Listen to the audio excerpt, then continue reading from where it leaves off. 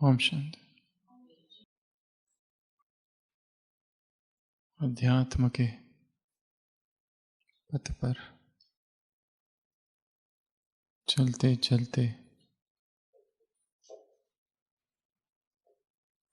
सेवाओं के मार्ग पर सेवा की यात्रा अहंकार की यात्रा न हो जाए। सेवा करते करते सेवा अहंकार की तृप्ति का साधन न हो जाए। सेवा मैं की चेष्टा न हो जाए। सेवा मैं का विस्तार और मैं का विज्ञापन न हो जाए।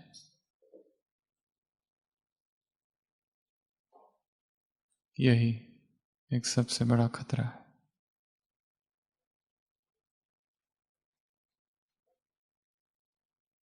अहंकार स्वयं को तृप्त करता है।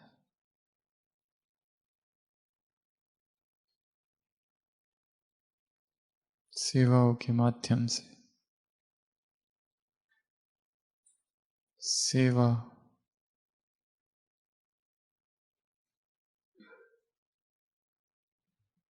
आत्मिक आरोहण का परिणाम है। सेवा आत्मिक स्थिति का एक दर्शक, एक दर्शन मात्र है। अंदर आत्मा तृप्त है, परिणाम सेवा। सेवा अध्यात्म नहीं परंतु अध्यात्म सेवा है। चेतना की अवस्था जहाँ चेतना आनंद विभोर है, ऐसी अवस्था में जो कुछ किया जाए वो सब सेवा है। और जब आत्मा तृप्त है और आत्मा ही खाली है और ऐसी स्पिरिचुअल एम्प्टीनेस में जो सेवा की जाए वो केवल और केवल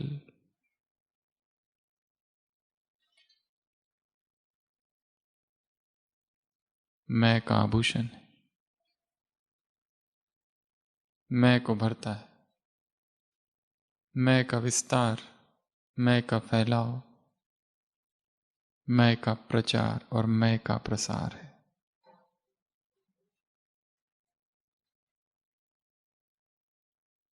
एक अत्यंत बड़ा राजा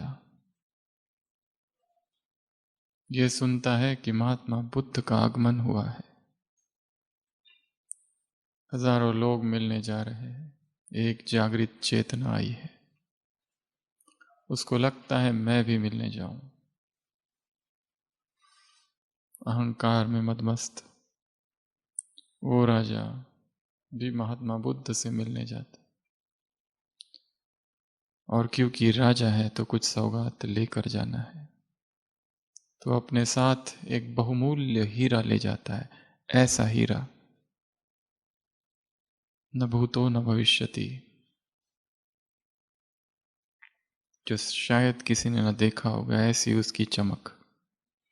ऐसा हीरा लेकर वो राजा जाता है, महात्मा बुद्ध के सामने जाता है और वो हीरा उनके सामने अर्पित करता है। बुद्ध देखते हैं और कहते हैं इसको गिरा दो।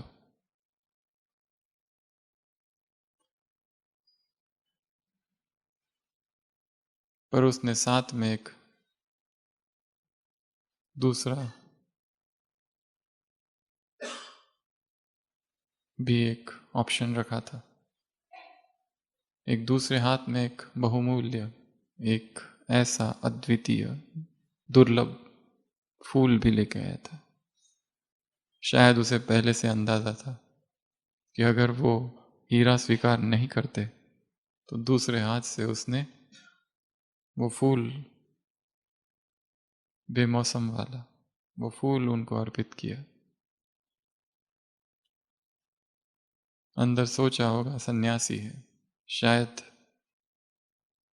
धन का कोई मोह नहीं, पर फूल तो स्वीकार जरूर करेंगे और मैं दे रहा हूं। और वो फूल सामने करता है। महात्मा बुद्ध कहते हैं इसको भी गिरा दो। तब अचानक उसे स्मरण आता है कि ये मैं क्या कर रहा हूं। मैं तो मैं से भरा हूं।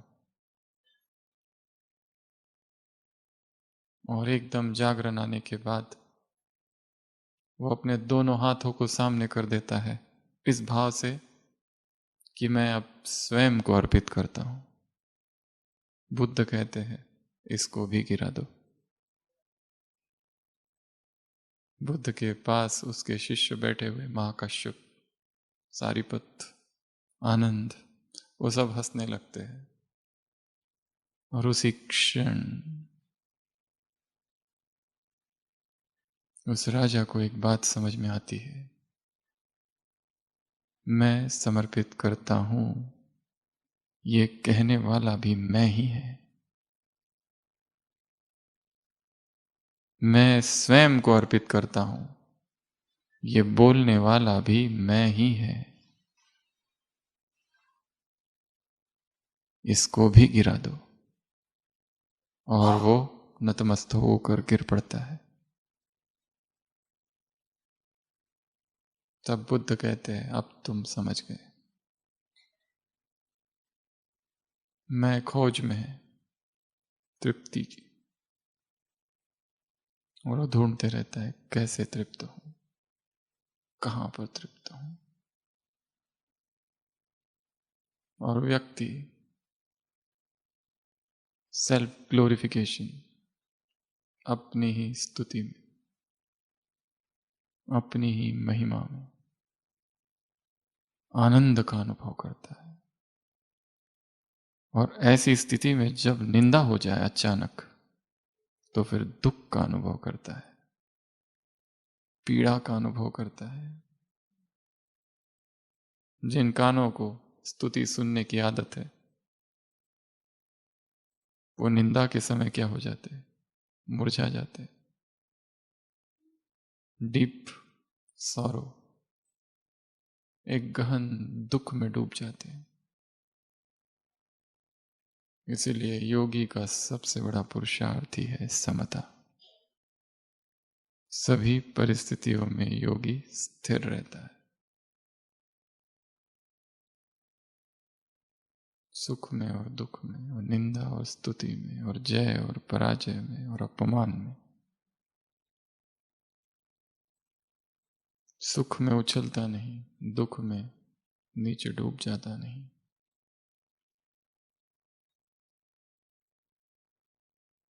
समता ही पवित्रता है।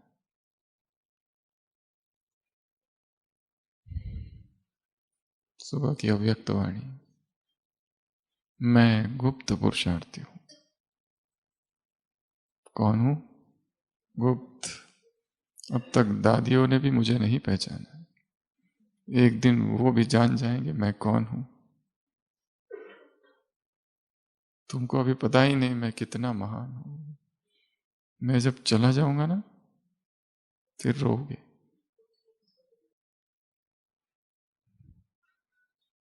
मेडिकल फील्ड में एक जोक सुनाया जाता है।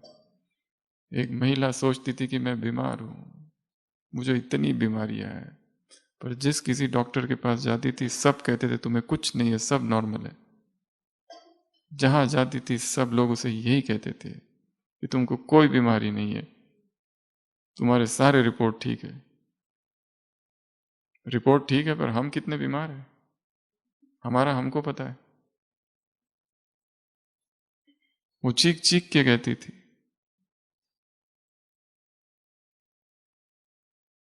और जब एक दिन वास्तव में मरने वाली थी, तो उसने अपनी कब्र पर लिखाया उन डॉक्टरों के लिए, मैंने कहा था ना, मैं मैं गुप्त पुरुषार्थी हूं।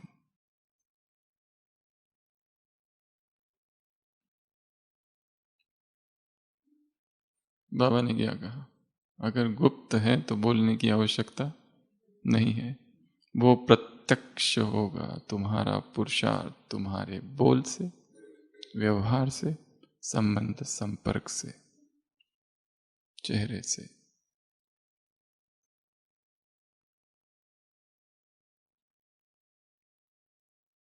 मियाँ मिट्ठू।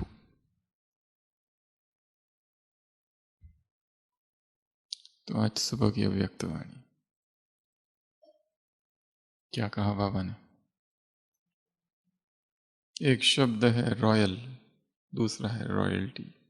एक है रूहानी, दूसरा है रूहानियत। इसके इर्द गिर्द मुरली घूम रही है। और रॉयल्टी का फाउंडेशन क्या बताया? संपूर्ण प्यूरिटी, या फिर प्यूरिटी ही रॉयल्टी है। रॉयल्टी और प्यूरिटी समानार्थी, एक ही है।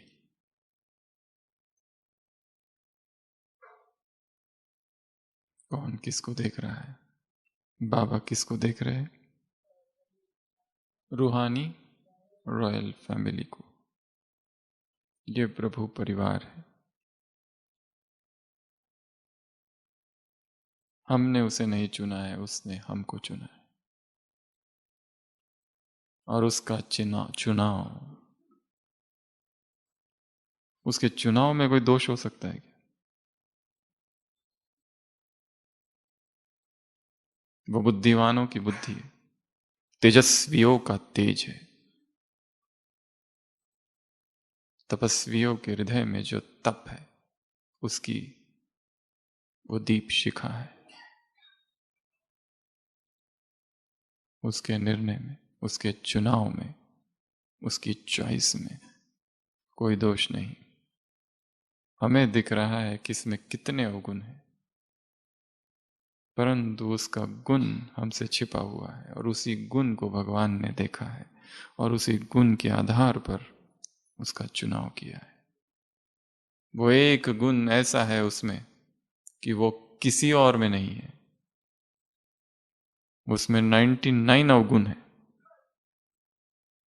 पर एक ऐसा गुण है कि बाकी जो 99 जिनमें गुण है, उनमें वो वाला गुण नहीं है। बस उसी एक गुण के लिए उसकी आवश्यकता थी।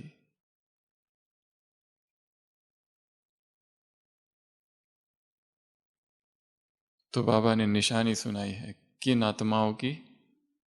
जो रॉयल आत्माएं। कितनी निशानियां सुनाई? ढेर सारी निशानियां सुनाई,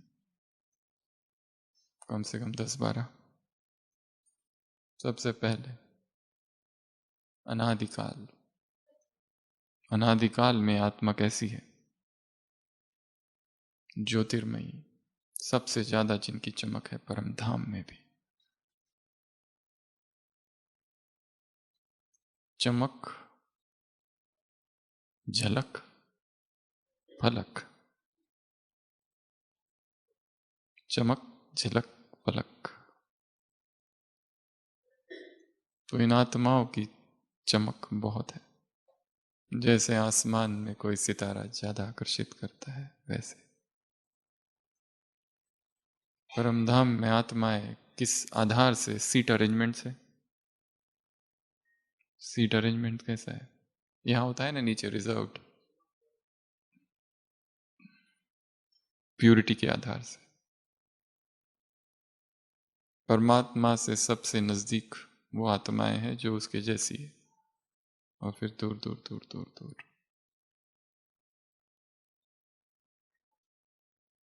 तो सबसे पहली विशेषता परमधाम की, लंबा लंबा समय परमधाम में टिकने का अभ्यास करना है। वहां 5 तत्व नहीं है, यहां 5 तत्व है। कोई कितना भी चाहे, परंतु ये तत्व ही तमो प्रधान है और शरीर तत्वों से बना हुआ है और आत्मा पतित बनी है। आत्मा के पतित बनने का एक मुख्य कारण है पुनर्जन्म। सतयुग में आत्मा क्यों गिरना चालू करती है? जैसे ही जन्म होता है, शरीर की स्मृति और प्रगाढ़ होती जाती है, उससे वो और पति गिरती है। तो एक योग में जो अभ्यास करना है, सीधा परम धाम। और एक अवस्था ये है कि हम उसमें जाने का प्रयत्न नहीं करते। मैं आत्मा हूँ, इस शरीर में हूँ, और यहाँ से निकली, और फिर सूक्ष्म वतन, और फिर सूक्ष्म वतन से परम धाम। एक तो ये है, और एक ये अवस्था है यहीं स्विच ऑन स्विच ऑफ। यहाँ जो हूँ वहीं परम धाम में हूँ, यही परम धाम। यहाँ स्मृति मर्ज इमर्ज, मर्ज इमर्ज, सारा माइंड का खेल है। अभी परम धाम में। और परम धाम कैसा है? टाइमलेसनेस, समयातीत, स्पेसलेसनेस, स्थान नहीं है वहां, साउंडलेसनेस, आवाज से परे,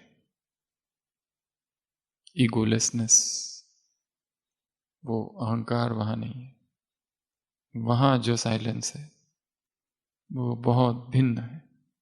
वहां जो शांति है वो एक अलग प्रकार की शांति है। वहां जो स्वतंत्रता है वो अलग प्रकार की स्वतंत्रता है। वहां जो परमात्मा की किरणें आत्मा पर पड़ रही है वो एक अलग अनुभव है। वहां के ब्रह्म तत्व में आत्मा स्थित होना और उस ब्रह्म तत्व का वहां अनुभव, और यहां से सोचना कि मैं वहां हूं, ये दो अलग अवस्थाएं हैं। उस ब्रह्म तत्व का हमें क्या अनुभव है? आत्मा को कौन प्रकाशित कर रहा है परम धाम में? ये एक बड़ा प्रश्न है। एक परमात्मा, दूसरा ब्रह्म तत्व, तीसरा स्वयं अपने आप से वो प्रकाशित है, स्वयंभू। क्या उत्तर है? आत्मा को परम धाम में कौन न्यूट्रिशन प्रोवाइड कर रहा है? हम्म। न तद्धामम परमम मम। वहां वो धाम है, न तद्भासयते सूर्य न शशांक न पावक। कौन परम धाम को कौन प्रकाशित कर रहा है? परमात्मा। परम धाम का हमारे पास कितना अनुभव है? केवल थियरी का, विजुअलाइजेशन का, चित्रों का, या और कुछ?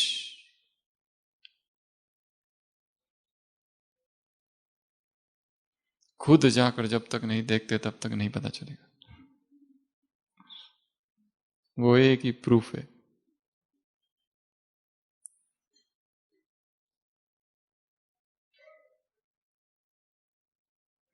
क्या वो हमारी कल्पना मात्र है?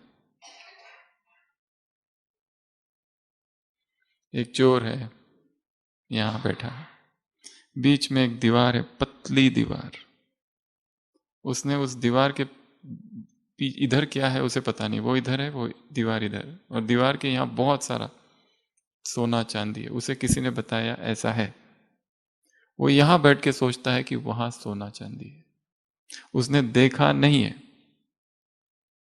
वो कल्पना करता है, कैसे पूछूं कैसे पूछूं कैसे पूछूं। पर कोई है जिसने दोनों देखा है, चोर को भी देखा है, वो भी देखा है, दीवार को भी देखा है। वो उसे बताता है कि यहां ये है, और वो यहां से सोचते रहता है। वो यहां कभी नहीं जाता है पर सोचते रहता है यहां है। तो क्या ये इसका विजुअलाइजेशन है या इमेजिनेशन है, कल्पना मात्र है? नहीं, क्योंकि जिसने बताया है उसने दोनों देखा है। पर फिर भी उसे कल्पना का और विजुअलाइजेशन का आधार लेना पड़ेगा, क्योंकि बीच में दीवार है। तो योग में अधिक समय इधर उधर उधर उधर, इसको सकाश उसको सकाश, ये भी अच्छा है, पर आत्मा परमधाम में टिक जाना, बस यही सबसे बड़ा योग है। कंबाइंड हो जाना। वो कंबाइंड भी ऐसा नहीं कि वो ये है और मैं ये हूं और फिर कंबाइंड हो रहा। यहीं पर वो मुझसे कंबाइंड है।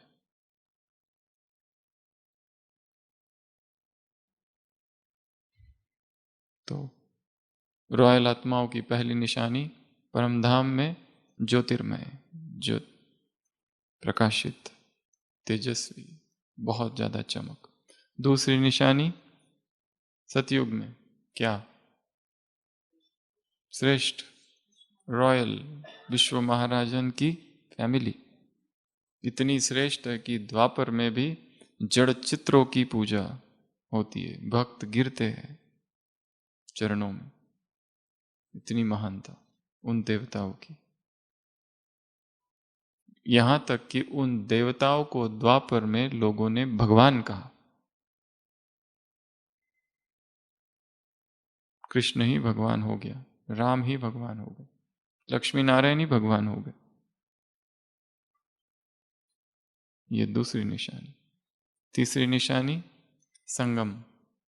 संगम पर रॉयल आत्माएं हैं, संगम पर फरिश्ता स्वरूप है। और फिर यहां ढेर सारी निशानियां गिनाई है भगवान ने। उसमें पहला दृष्टि। दृष्टि कैसी होगी इन आत्माओं की? फरिश्ता स्वरूप में खुद है और सबको क्या देखेंगे? फरिश्ता। वर्तमान में उनके जो भी संस्कार है, कैसे भी संस्कार रहने दो, परंतु ये वही आत्माएं हैं जो फरिश्ता बनने वाली है। और हर आत्मा किसी न किसी संस्कार के वश है।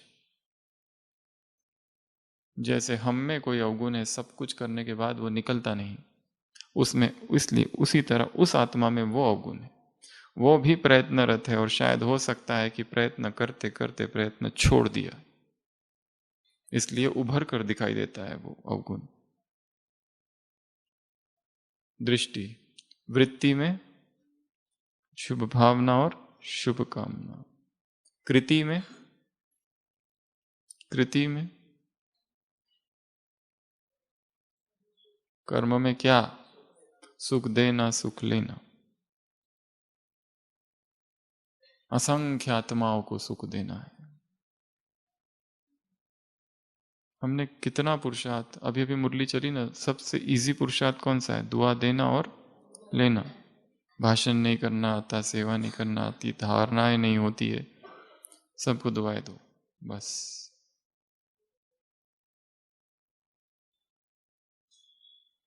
सभी को सुख देना। और सुख कैसे देना? स्थूल कर्मों से, सूक्ष्म कर्मों से मदद करना आत्माओं की। और कब मदद करना? संकट के समय मदद करना। और कैसे मदद करना? अपने सुख का त्याग कर। वास्तव में सेवा तब होती है जब आत्मा अपनी ऊंची अवस्था में स्थित है, तब जो कुछ हो रहा है वो सेवा है अपने आप। सेवा वही जो अपने आप। ऐसी आत्मा को ये पता ही नहीं कि उसके द्वारा कुछ सेवा भी हो रही है। अगर उससे कहो कि तुम बहुत सेवा करते हो, तो कहेगा कौन सी सेवा और कैसी सेवा, उसे खबर ही नहीं है।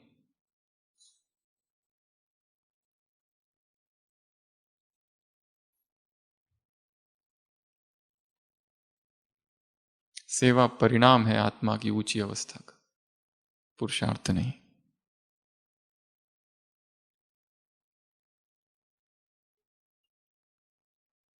दृष्टि, वृत्ति और कृति। उसके बाद में बोल, चौथा।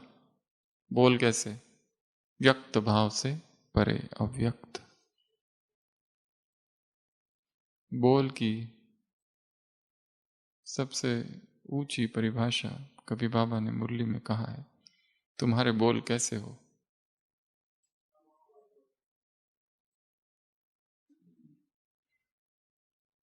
तुम्हारे बोल में प्योरिटी के वाइब्रेशंस हो। क्या हो? प्रकंपन हो। तुम्हारे बोल में प्योरिटी के प्रकंपन हो। इसी मुरली में बाबा ने कहा, अपने मन के दर्पण में देखो। क्या देखो? कितने रॉयल है? साधारण है या रॉयल है? मन दर्पण है, उसमें देखो मन दर्पण है और विचार धूल है। विचार वो की धूल उसमें इकट्ठा हो जाती है, उसको साफ करना होता है बार बार।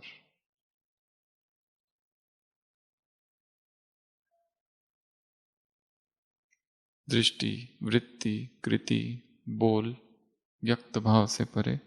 उसके बाद में चेहरा और चलन। उससे क्या हो? रूहानियत का अनुभव। किसको हो? दूसरों को। तो दो बातें हैं मुरली में, एक तो तुम्हें नशा रहना चाहिए और दूसरा अनुभव। किस बात का? रूहानियत का या रॉयल्टी का। नशा भी हो और अनुभव भी हो, स्वयं को भी और दूसरों को भी। उसके बाद में रॉयल आत्माओं की निशानी, अगला, ऐसी आत्माएं तृप्त होती है। कैसी होती है? तृप्त, संतुष्ट। ऐसी परिस्थिति आ जाए जो अतृप्त करने वाली, ऐसी परिस्थितियों में भी दूसरों को तृप्त करने का, संतुष्ट करने का सहयोग देती है। यही श्रेष्ठ कर्म है। दूर से दिखाई दे रहा है ये परिस्थिति एकदम डिस्टर्बिंग है, इसमें से कोई भी डिस्टर्ब हो जाए, हमारा कोई दोष ही नहीं है, हमने किसी का कोई बुरा नहीं किया है, फिर भी अगर कोई कह रहा है, आरोप प्रत्यारोप, ये सब होते रहेगा। खेल है और विधि केवल एक ही है, युद्ध नहीं करते रहना है। क्या करना है? ऊपर उठ जाना है। लाइन खींची हुई है, बड़ी लाइन खींच दो, वो अपने आप छोटी हो जाएगी। परिस्थितियों को हाथ भी नहीं लगाना, वो जो चल रहा है चलने दो। क्या करना है? खुद ऊपर जाके बैठ जाना है। टोड रॉक पर ऊपर जाके बैठ जाओ, नकी में दो माताएं झगड़ा कर रही है, हमको उनको छुड़ाने नहीं जाना है, उसमें दो खतरा है। और हमने क्या कर दिया? उसको वहीं छोड़ दिया, क्योंकि हम उनके बारे में चिंतन करते रहते, किसी व्यक्ति के बारे में, परिस्थिति। हमारी सारी ऊर्जा वो परिस्थिति, वो व्यक्ति छीन लेता है। हमने उनको कुछ नहीं किया, हमने क्या किया? स्वयं को ऊपर कर दिया, बस। वो ऊपर कैसे करना, यही अध्यात्म है। मुरली में पूछा ना बाबा ने कि अच्छी परिस्थिति, अच्छी को क्या करोगे? जो बुरी है उसको ही तो ठीक करना है, वही विश्व परिवर्तक का काम है।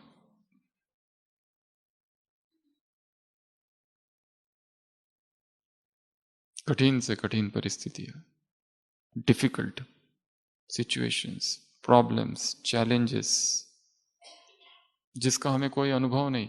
अनुभव होने के लिए तो आई है परिस्थिति, तुमको अनुभव बनाने के लिए, क्योंकि सिखा सिखा के तो तुम सीख नहीं रहे हो, इसलिए परिस्थिति आई। कोई बहुत बड़े व्यक्ति से एक आदमी पूछने गया कि आप इतने सक्सेसफुल कैसे हुए, सीक्रेट क्या है? उसने कहा, हिम्मत नहीं हारी मैंने कभी जीवन में। उसको कहा कि हिम्मत कैसे आई आप में? उसने कहा, हिम्मत मुझ में आई सही निर्णय लेने से, इसलिए मैं सक्सेसफुल हुआ। उससे पूछा, क्या सही निर्णय आपने आखिर लिए कैसे? उसने कहा, गलत निर्णय लेने से। सही निर्णय कहां से सीखे? गलत निर्णय लेने के बाद फिर सीखा कि यह गलत था, अब सही निर्णय लिया। How do you learn right decisions? By taking wrong decisions. पर उसे सीखना है, ऐसा नहीं कि एक रॉन्ग डिसीजन और अगला उससे बड़ा रॉन्ग डिसीजन। एक गलती तो दूसरा गलता।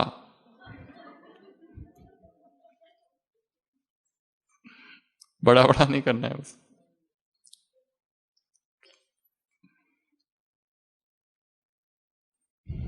चेहरा, चलन। कहाँ थे हम? जो रॉयल आत्माएं होगी वो तृप्त होगी, संतुष्ट होगी, भरपूर होगी, भरी हुई रहेगी।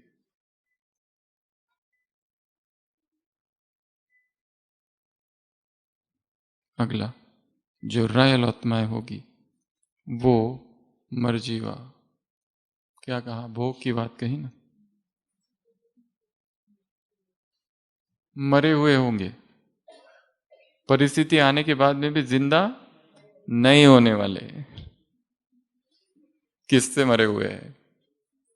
संसार और संस्कार, पुराने संस्कार और ये संसार। यहाँ का कोई आकर्षण हमें ना खींचे। सुकरात की आदत थी कि वो रोज मार्केट जाया करता था, सबको पता है, सुनाया भी है, और मार्केट की चीजें देखता था, क्या है क्या है, क्या नया मार्केट में आया हुआ है। उससे लोग पूछते थे, ना तुम खरीदते हो कुछ, सन्यासी हो, अकेले रहते हो, पत्नी तो थी पर वो बहुत झगड़ालू थी, उसी के वजह से वैराग आया था उसको। तो तुम करते क्या हो? वो एक ही चीज कहता था, मार्केट में इसलिए जाता हूँ, रोज बाजार में उन सभी वस्तुओं को देखकर सोचता हूँ कि इस वस्तु के बिना भी मैं कितना सुखी हूँ। ये चप्पल कितनी बढ़िया है, वाह, पर मैं तो उसके बिना सुखी हूँ। ये कोट कितना बढ़िया है, पर मैं इस कोट के बगैर खुश हूँ। ये देखने जाता हूँ। तो ठीक है ना, मार्केट किस लिए जाना है? विंडो शॉपिंग, क्या बढ़िया साड़ी है, वाह वाह वाह, पर ये साड़ी के बगैर मैं कितनी खुश हूँ, इसलिए जाना है। इतनी वस्तु है, वाह वाह वाह। मॉल होता है ना, सुपर मॉल, कितनी चीजें होती है वहां, चक्कर लगा के आओ, क्या देखने के लिए? पर ये सब के बगैर मैं कितना खुश हूं, मैं कितना तृप्त हूं, संतुष्ट हूं, मुझे कुछ नहीं चाहिए। सबसे पावरफुल कौन है? जिसे कुछ नहीं चाहिए। और जब से कमजोर कौन है? उसे सब चाहिए।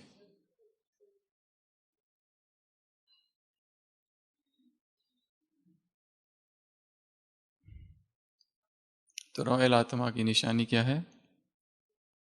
कुछ नहीं चाहिए। Man, I don't need you. Woman, I don't need you.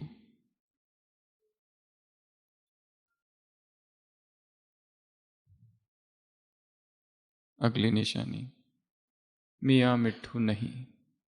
Royal आत्मा अर्थात खुद ही निर्माण, खुद ही खुद की महिमा, इनडायरेक्टली डायरेक्टली।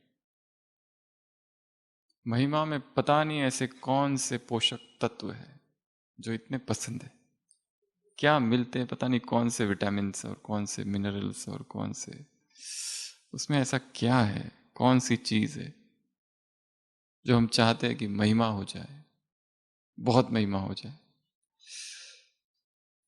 खुशी होती है सुन सुन के। कोई अगर कहे कि आप एकदम योगी जैसे दिखते हो, फिर तो और ही ऐसे करके वो करो। अभी ऐसे थे।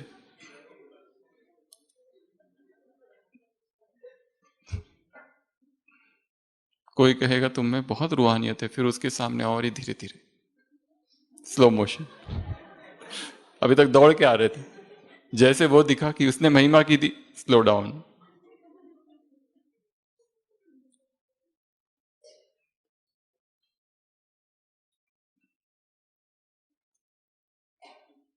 हमारे स्तुति करने वाले हमारी क्रियाओं के मैनिपुलेटर्स होते हैं, वो मैनिपुलेट करते हैं हमको, हमारा कंट्रोल उनके हाथ में हो जाता है अपने आप। अगली निशानी, ब्रह्मा बाप समान। रॉयल आत्माओं की निशानी, वो कैसे होंगे? कॉपी करने वाले। अगली निशानी, उनकी बुद्धि और उनका समय छोटी छोटी बातों में नहीं जाएगा। राजे महाराजे होते हैं, उनको कोई चीज पसंद आ गई, कोई दरबार में आता है और कोई वस्तु दिखाता है, वो पसंद कर लेते, खुद जाके खरीदते हैं क्या? इशारा देते हैं बस। और वो कोई कहे 1,000, तो वो कहेंगे नहीं नहीं 900 का दे दो, 800 का दे दो। करता है क्या? ये ले लेते हैं बस।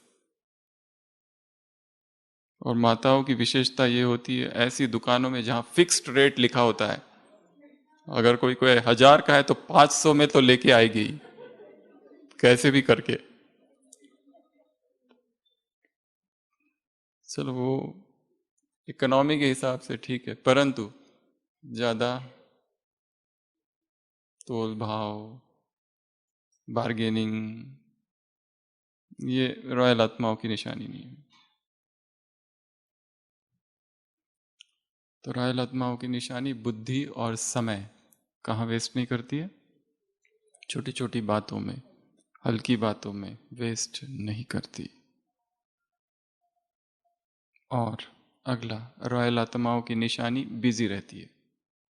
किस में बिजी? सेवा में। और बिजी रहना क्या है?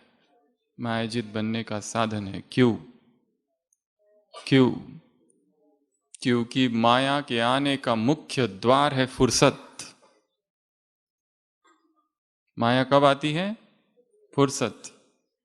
सेवाओं में हो, बिजी है बिजी है बिजी है, वहां माया नहीं आती है। कमरे में गए एकदम रिलैक्स, तब माया आती है। मैं और मेरा मोबाइल, बस तब माया आती है। सेवाओं में माया थोड़ी आती है इतनी। अकेले में माया ज्यादा आती है, फुर्सत के समय माया आती है। फुर्सत कारण है माया के आने का।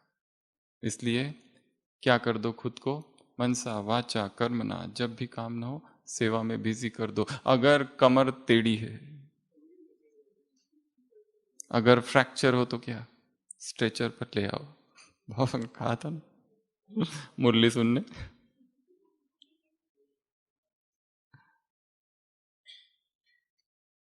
बुद्धि तो चलती है ना, पलंग पर बैठ के लेट कर सेवा करो।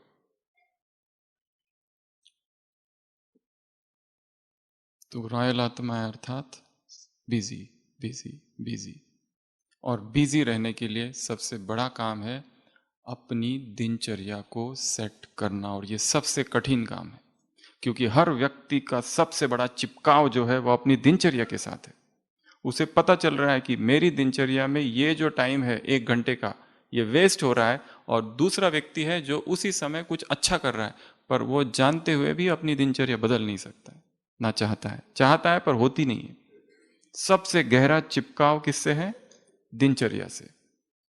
जो टाइम हमने फिक्स कर रखा है अपने लिए 3:30 बजे उठने का, बस वो उतना ही है। इतने साल हो गए, हम देख रहे हैं कि दूसरी आत्माएं थोड़ी जल्दी उठ जाती है और हमसे भी ज्यादा एक्टिव है। पर हमारा चिपकाव है, हमारी अपनी एक मान्यता है। हम मान्यताओं के आधार से चलते हैं। सारा माइंड गेम है। आज हम नीचे गए थे, नीचे आबू रोड, वहाँ एक हीलिंग गार्डन है। वहाँ पर भट्टी थी आधे दिन की और फिर क्लास था। बहुत बड़ी ज़मीन है, 64 एकड़। तो जब ऊपर आ रहे थे, वो जो ड्राइवर था भाई, वो एक अनुभव सुना रहा था। उसने कहा कि कल मैं अहमदाबाद गया, और हर बार जब अहमदाबाद जाता हूँ तो फिर रात में वहीं रुकते हैं, इतनी थकान होती है, फिर आराम से सो जाते हैं और दूसरे दिन आते हैं। इस बार मुझे बताया गया कि तुमको जाना है और तुरंत आना है। पहले से ही एक प्रोग्राम यहाँ फिट हो गया कि तुमको जाना है और तुरंत आना है। वो गया और तुरंत आ गया। आने के बाद भी थकान नहीं थी। नहीं तो हर बार जब जाता है तो माइंड क्या कहता है, तुमने बहुत काम किया है, अब तो आराम बनता है, अब सो जाओ।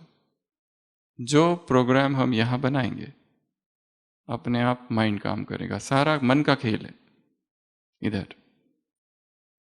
उसको कहो मन को, ये खाने से तुमको ये होगा नुकसान, तो वही होगा। उसको कहो कि कुछ नहीं होगा, तो कुछ नहीं होगा। माइंड गेम, मन का खेल। मैं जल्दी उठूंगा ना, मुझे थकान रहेगी दिन भर। पहले से सोच के रखो, रहेगी, ऐसा ही होगा। इसके लिए सबसे बड़ा काम दिनचर्या को बदलना है ही नहीं, बड़ा काम है मेंटल रीप्रोग्रामिंग। इसका प्रोग्राम चेंज करना है यहां पर, फिर वो बाहर का अपने आप हो जाएगा। हम लोग कर्म पर काम करते, कर्म पर काम नहीं करना है, ना ही कर्मों को परिवर्तन करना है। उधर कुछ नहीं करना है, वो परिधि है, केंद्र पर काम करना है। ये परिधि पर हो रहा है कर्म। इटिकेट्स बच्चों को सिखाया जाता है, ये करो वो नहीं करो, ये खाना वो नहीं खाना, ऐसा करो वैसा नहीं करो, ये पाप है ये पुण्य है। इस पर काम ही नहीं करना है, काम इधर करना है बीच में। यहाँ का प्रोग्राम चेंज करना है अपने आप। वो चेंज हो, यहाँ की मान्यता को चेंज करना है। यहाँ हमारी एक फिक्स मान्यता है, एक मान्यता बना के रखी है।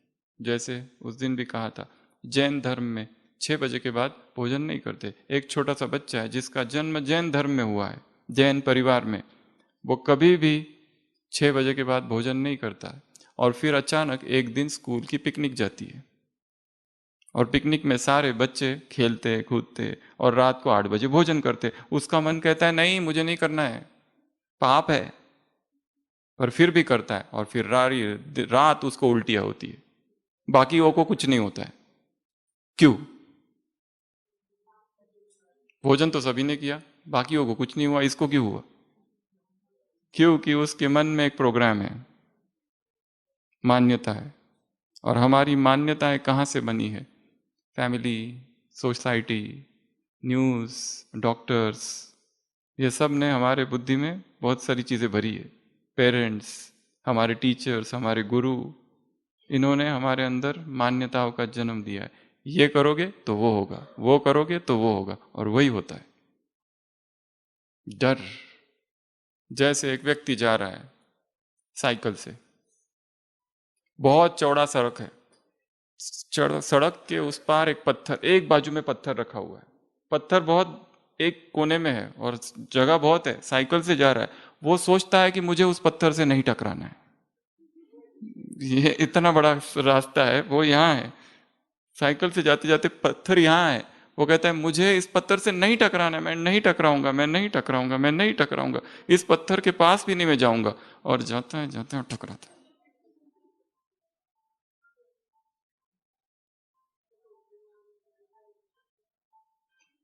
यहाँ का प्रोग्राम है सारा। इसलिए दिनचर्या को अगर बदलना है, जो मान्यता है उसको अगर क्रॉस करते हैं तो गिल्ट कॉन्शियसनेस आता है, अपराध का भाव आता है कि मैंने तोड़ दिया। इसलिए मान्यता को ही बदलना है। जो डीप मान्यता है हमारी, उनको एनालाइज करना है, उन मान्यताओं का, उस बिलीव्स का क्या है ये, उसको चैलेंज करना है कि वास्तव में ऐसा है। दूसरा करके देखता हूं क्या होता है, देखते हैं। तो सबसे गहरा चिपकाव दिनचर्या के साथ है। अगर हमको दिनचर्या बदलनी है तो सीधा बदल के नहीं होगा, पहले माइंड में एकांत में जाके सोचो, उसको एक एक दिनचर्या को लाओ। ये इतने उठते हैं, फिर ये करता हूँ, फिर वो करता हूँ। पूरी दिनचर्या में एक्सरसाइज कहीं पर भी नहीं है, व्यायाम। पहले माइंड में बिठाना पड़ेगा, यहाँ उसको डालना है तो अपने आप होगा।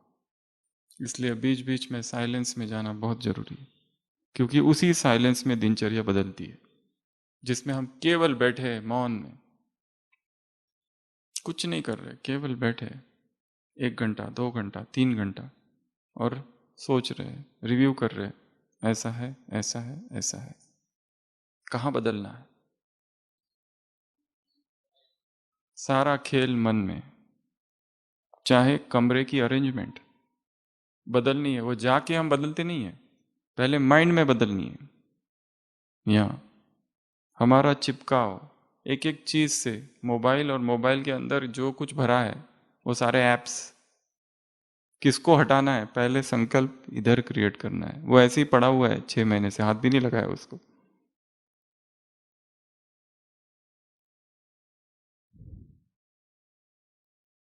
तो एक नई दिनचर्या निर्माण करनी, अलौकिक दिनचर्या। स्पार्क में एक किताब है, अलौकिक दिनचर्या, छोटी नई दिनचर्या, जिसमें प्रायोरिटाइजेशन, जो चीज़ सबसे इंपॉर्टेंट है उसको हम प्रायोरिटी देंगे, और जो सबसे कम इंपॉर्टेंट है वो सबसे पीछे रखेंगे उसको।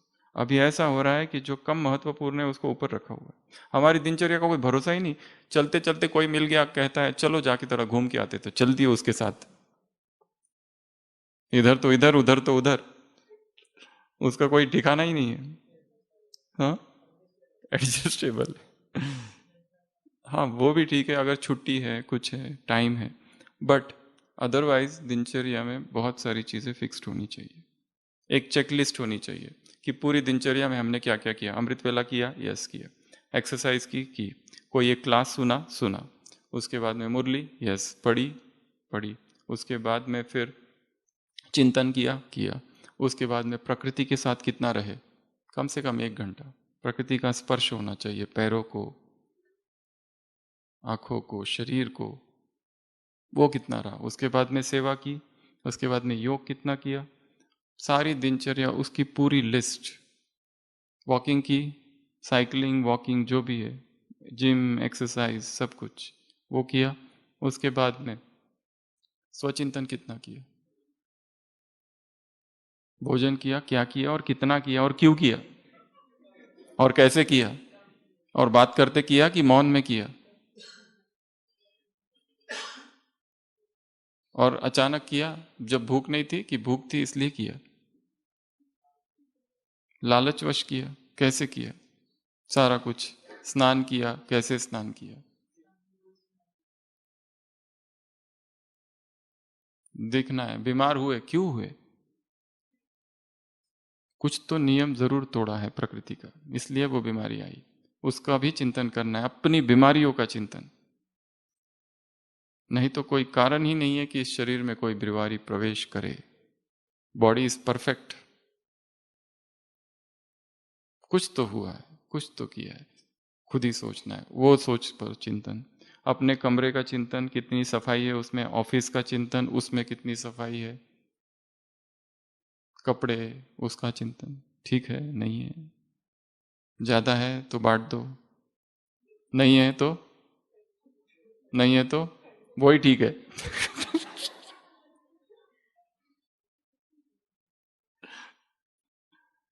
तो दिनचर्या, तो बाबा ने क्या कहा, बिजी हो जाओ, किसमें, सेवा में। फायदा क्या है, युद्ध से मुक्त हो जाएंगे, फायदा क्या है, माया से मुक्त हो जाएंगे, और क्या होगा, सेवा उसमें बिजी रहने से सहज पूजार्थी हो जाओगे, निरंतर सेवा, निरंतर योग, टाइम ही नहीं है दूसरी चीजें करने का। वो भाई है ना नीचे के, उनको पूछा भाई तुमने शादी क्यों नहीं की, उन्होंने कहा टाइम ही नहीं मिला, बाबा की सेवा में जीवन भर बिजी रहे। टाइम होता तो कर लिया होता, टाइम ही नहीं मिला, फुर्सत ही नहीं थी, सुबह से लेके जो लगे हैं अमृत वेला 2 बजे से लेके तो रात को 10 बजे तक कोई मिला ही नहीं।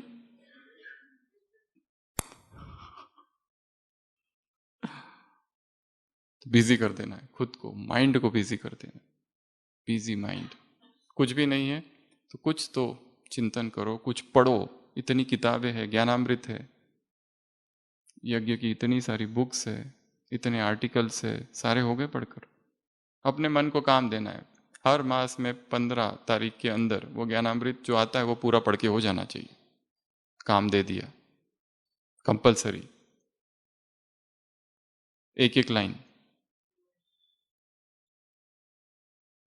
क्योंकि सेंटरों पर थोड़ा लेट पहुंचता होगा इसलिए 15 तारीख का, सारा पढ़ के हो जाना चाहिए। तो उसमें नए अनुभव लोगों के पता चलते हैं।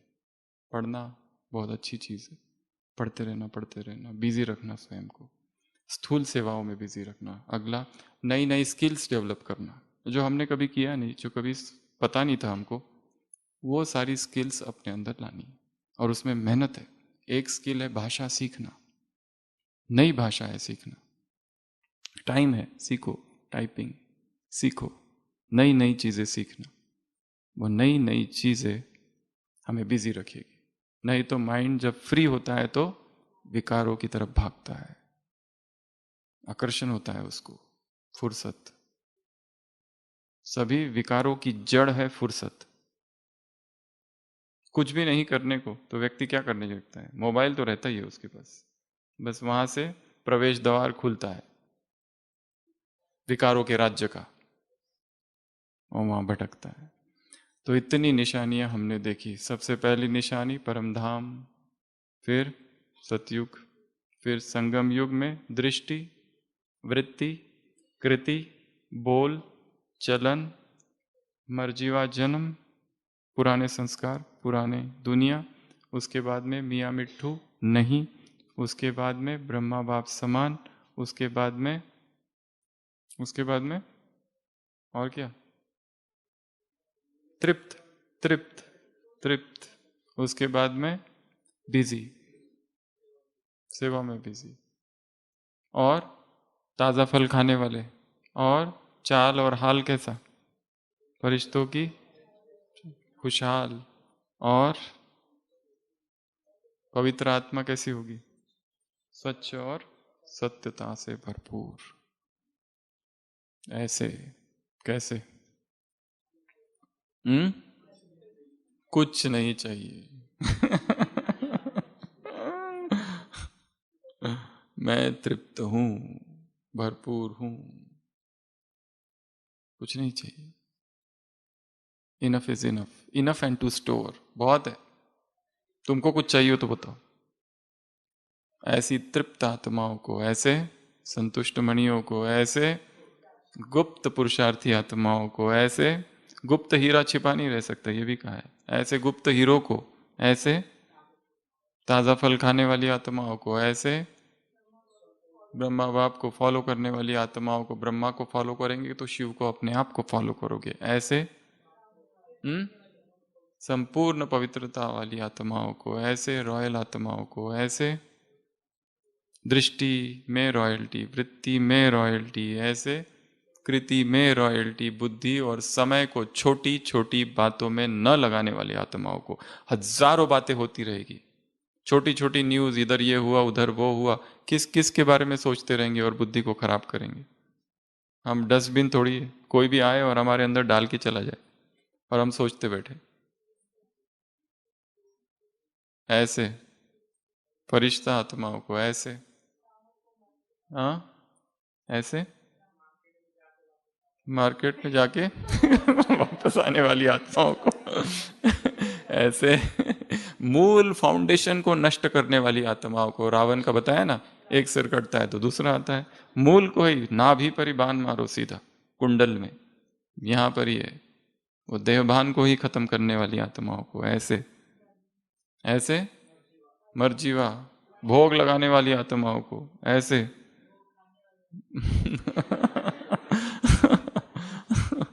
ऐसे मैं गुप्त ऊर्जा होती है, इस मैं से भी मुक्त होने वाली आत्माओं को। एक पति पत्नी होते हैं तो उनका कभी भी झगड़ा नहीं होता है, कभी भी नहीं। बाकी पूरे कॉलोनी में सबका झगड़ा होते रहता है। उनको पूछा जाता है तुम्हारा झगड़ा क्यों नहीं होता है, तो वो कहता है झगड़ा तो होता है, वो मुझे कुछ मारती है तो मैं उसे कुछ मारता हूँ, और जब वो मैं मिस करता हूँ वो जो मारती है तो मैं हंसता हूँ, और मैं उसको मारता हूँ वो जब मिस करती है तो वो हंसती है। इसलिए झगड़ा हमारा कभी नहीं होता, हमेशा हंसी की आवाज आती है। पर जब वो 50 साल हो जाते हैं शादी को, तब वो कोर्ट में केस फाइल करता है डिवोर्स की।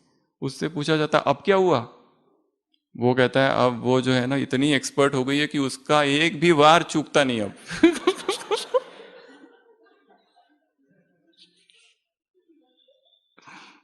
ऐसे मैं ऐसे मुक्त आत्माओं को हेल्दी वेल्दी हैप्पी आत्माओं को, ऐसे फुर्सत से स्वयं को निरंतर बिजी रखने वाली आत्माओं को, और बुरे को अच्छे में परिवर्तन करने वाली आत्माओं को, ऐसे विश्व परिवर्तक आत्माओं को, ऐसे फरिश्ता आत्माओं को, ऐसे अलौकिक दिनचर्या वाली आत्माओं को, अपनी पुरानी दिनचर्या को बदलने का साहस रखने वाली आत्माओं को।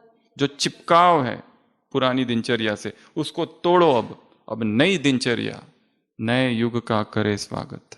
नए नई दिनचर्या लानी है, एक नई दिनचर्या जिसमें वो एक्टिविटी हो जो अब तक थी ही नहीं उसमें। वो जो टाइम अब तक वेस्ट जा रहा था वो 10 मिनट, उस 10 मिनट में क्या करे, वो नई एक्टिविटी लाने वाली आत्माओं को।